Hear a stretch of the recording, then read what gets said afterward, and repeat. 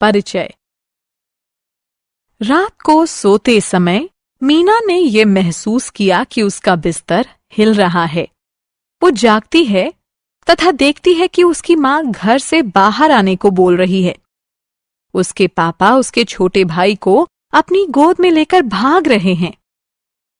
वे सभी अपने घर से बाहर आ जाते हैं। वो देखते हैं कि उनके पड़ोस के कई लोग पहले से ही वहां मौजूद थे। बाहर खड़े होकर वे देखते हैं कि उनके घर की खिड़कियां तथा दरवाजे हिल रहे हैं। मीना की माँ उसे बताती है कि ये भूकंप है। उस रात वे सभी पार्क में बैठते हैं। अगले दिन सुबह उसके पापा अखबार लाते हैं। अखबार की मुख्य खबर शहर में भूकंप के बारे में थी। बच्चों, आओ आज हम प्राकृतिक विपत्तियों के बारे में विस्तार से चर्चा करते हैं। आओ सीखें। प्राकृतिक विपत्तियों को परिभाषित करना, प्राकृतिक विपत्तियों के प्रकारों की सूची बनाना, प्राकृतिक विपत्तियों के प्रभाव की व्याख्या करना, प्राकृतिक आपदा के दौरान बरतने वाली सावधानियों का सुझाव देना। प्राकृतिक विपत्ति। अगले दिन मीना स्कूल जाती है। कक्षा के अन्य विद्यार्थी घटना के बारे में जानने को उत्सुक हैं। रश्मि नाम की एक विद्यार्थी मैडम से पूछती है, मैडम, मैं ये जानना चाहती हूँ कि कल रात को क्या हुआ था? बच्चों, हमने कल एक भूकंप का अनुभव किया था। यह एक प्राकृतिक विपत्ति है। ऐसी प्राकृतिक घटनाएं जो किसी क्षेत्र पर घातक असर छोड़ देती हैं, प्राकृतिक विपत्तियां कहलाती हैं। भूकंप। किंतु मैडम, भूकंप क्यों आता है? रश्मि, जब पृथ्वी के नीचे कोई अचानक परिवर्तन होता है तो उससे पृथ्वी की पपड़ी यानी क्रस्ट हिल जाती है, जिसके कारण भूकंप आता है। जब भूकंप आता है तो जमीन कांपने लगती है। जब कंपन तेज होता है तो जमीन के कुछ हिस्सों में दरारें आ जाती हैं। भूकंप के प्रभाव। मैम, क्या भूकंप के दौरान इमारतों की दीवारें भी गिर जाती हैं? हाँ, यदि इमारतें कमजोर होती हैं तो इमारतों तथा घरों को भारी नुकसान होता है। मनुष्य तथा जंतु घायल हो सकते हैं, यहाँ तक कि मर भी सकते हैं। संपत्ति को भारी नुकसान पहुंचता है, यहाँ तक कि भारी भूकंप के दौरान बांधों में भी दरारें आ जाती हैं तथा वे टूट जाते हैं। बांधों के टूटने के परिणाम स्वरूप बाढ़ आ जाती है। प्राकृतिक विपत्तियों के प्रकार। मैडम, क्या भूकंप के समान और भी प्राकृतिक विपत्तियां हैं? हाँ रश्मि, प्रकृति में और भी कुछ विनाश वाली घटनाएं जैसे बाढ़, सूखा तथा चक्रवात आदि होते हैं। ये प्राकृतिक आपदाएं कहलाती हैं। बिजली गिरना, सुनामी तथा भूस्खलन भी प्राकृतिक आपदाएं ही हैं। मैडम, हम इन सभी प्राकृतिक आपदाओं के बारे में और अधिक जानना चाहते हैं। बाढ़। अब मैं तुमको बाढ़ के बारे में बताती हूँ। क्या तुम्हें पता है कि भारी वर्षा के कारण बाढ़ आती है? जब अधिक तथा तेज वर्षा होती है तो नदियों में आवश्यकता से अधिक पानी हो जाता है तथा वह बाहर आ जाता है, जिससे आसपास का क्षेत्र डूब जाता है। पानी घरों, दुकानों, सड़कों, खेतों आदि में घुस जाता है तथा संपत्ति को नुकसान पहुंचाता है। बाढ़ जीवन तथा संपत्ति दोनों को ही नष्ट कर देती है। लोग बेरोजगार हो जाते हैं तथा वो शहरों की तरफ प्रस्थान करने लगते हैं तथा वहां जाकर वे मजदूरी करने लगते हैं। सूखा। अब हम ये जानते हैं कि अधिक वर्षा होने पर बाढ़ आ जाती है।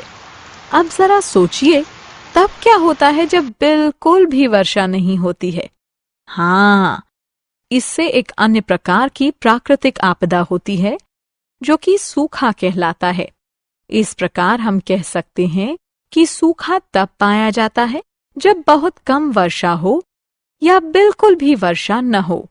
सूखे के दौरान नदियां, तालाब, कुएं तथा अन्य जल संसाधन सूख जाते हैं। खेती के लिए बिल्कुल भी पानी नहीं मिलता है, यहाँ तक कि पीने का पानी भी बहुत मुश्किल से मिलता है। इसमें अनाज तथा पानी दोनों की ही कमी हो जाती है। चक्रवात। बच्चों, क्या तुम जानते हो कि चक्रवात क्या होता है? चक्रवात में चक्रीय हवाएं बहुत तेजी से चलती हैं। बहुत अधिक वेग से चलने वाली तेज हवाएं रास्ते में आने वाली सभी चीजों जैसे पेड़ों, घरों, बिजली के खंभों आदि को तहस नहस कर देती हैं। चक्रवात विशेषतः समुद्र के किनारे वाले भाग में आते हैं। आकाशीय बिजली। बच्चों, तुम जानते ही हो कि आकाशीय बिजली भी एक प्राकृतिक आपदा ही है। बरसात के मौसम में जब आकाश काले बादलों से घिरा होता है, हम आकाश में बिजली कड़कते हुए देखते हैं। बिजली इमारतों, पेड़ों या मैदान पर गिर सकती है। जिस स्थान पर बिजली गिरती है, उस स्थान की सभी वस्तुएं जल जाती हैं। बिजली गिरने से कभी-कभी जीव जंतुओं यहाँ तक कि मनुष्यों की भी मृत्यु हो जाती है। भूस्खलन। बच्चों, स्क्रीन पर एक चित्र दिखाया गया है। इसमें आप देख सकते हैं कि मिट्टी ढलान से नीचे गिर रही है। जब ऊंचे पहाड़ों से घाटी में बड़ी मात्रा में मिट्टी तथा चट्टानें गिरती हैं, तो भूस्खलन कहलाता है। भूस्खलन होने पर पहाड़ी क्षेत्र के रास्ते बंद कर दिए जाते हैं। कुछ लोग घायल हो जाते हैं तथा कुछ मर भी जाते हैं। सुनामी। बच्चों, आपने सुनामी के बारे में अवश्य सुना होगा। समुद्री लहरों की एक बहुत लंबी तथा ऊंची श्रृंखला सुनामी कहलाती है। यह समुद्र के किनारे रहने वाले लोगों तथा उनकी संपत्ति को बहुत भारी नुकसान पहुंचाती है। पानी के नीचे भूकंप, भूस्खलन तथा ज्वालामुखी के फटने के कारण उत्पन्न होने वाली समुद्री लहरों की श्रृंखला सुनामी कहलाती है। ये लहरें 30 मीटर ऊंची तथा 200 किलोमीटर तक लंबी हो सकती हैं तथा 200 से 300 किलोमीटर प्रति घंटे की रफ्तार से चलती हैं। बाढ़ के प्रभाव तथा राहत। बाढ़, सूखा, तूफान, भूकंप, बिजली गिरना, भूस्खलन तथा सुनामी ये सभी प्राकृतिक विपत्तियां हैं। इन्हें रोका नहीं जा सकता। ये भारी नुकसान पहुंचाते हैं। इसके परिणाम स्वरूप बहुत अधिक क्षति पहुंचती है। ये याद रखना अति आवश्यक है कि जब ये प्राकृतिक विपत्तियां आएं, तो पहले लोगों को बचाना चाहिए तथा उसके बाद अन्य चीजों तथा संपत्तियों को बचाने की कोशिश करनी चाहिए, जो कि पुनः भी बनाई जा सकती है। सरकार प्राकृतिक आपदा समिति बनाकर भी प्राकृतिक विपत्तियों से प्रभावित लोगों की सहायता करती है। ये समिति ऐसी घटनाओं के घायलों को सहायता प्रदान करती है। देश के उत्तरदायी नागरिक होने के नाते हम जो भी कर सकते हैं वो करना चाहिए। उसके द्वारा हमें सरकार की सहायता करनी चाहिए। हमने क्या चर्चा की? जब पृथ्वी के नीचे कोई अचानक परिवर्तन होता है, तो उससे पृथ्वी की पपड़ी हिल जाती है, जिसके कारण भूकंप आता है। जब अधिक तथा तेज वर्षा होती है, तो नदियों में आवश्यकता से अधिक पानी हो जाता है तथा वह बाहर आ जाता है, जिससे आसपास का क्षेत्र डूब जाता है।